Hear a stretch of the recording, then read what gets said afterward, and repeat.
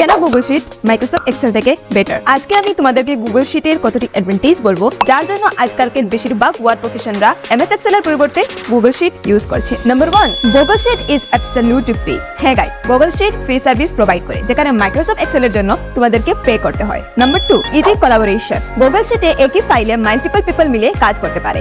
Like একটি team same স্প্রেডশিটে same টাইমে বসে যে কোনো জায়গা থেকে কাজ করতে পারবে। Number 3, cloud storage. যখন আমরা এক্সেল এর ফাইল তৈরি করি তখন আমাদের ফাইলটি আমাদের লোকাল কম্পিউটারে সেভ হয়ে যায়, বাট গুগল শিটের ফাইলগুলো গুগল ড্রাইভে সেভ হয়। ক্লাউড স্টোরেজের আরেকটি অ্যাডভান্টেজ হলো আমরা আমাদের ফোনে বা অন্য কোনো ল্যাপটপে গুগল আইডি দিয়ে লগ ইন করে গুগল শিটের ফাইলগুলো অ্যাক্সেস করতে পারবো আর তার উপর এডিটও করতে পারবো। আর কাউকে যদি ফাইল শেয়ার করতে হয় তাহলে তোমাকে আলাদা করে মেইল খুলে ফাইল অ্যাটাচ করে শেয়ার করতে হবে না, একটি সিম্পল ক্লিকে ফাইল শেয়ার করতে পারবে। তাহলে এই ইউজফুল ফিচার্সগুলিকে নিয়ে তোমরা যদি চাও আমি একটি ডিটেইল ভিডিও বানাবো, দেন কমেন্টে গুগল শিট টাইপ করো।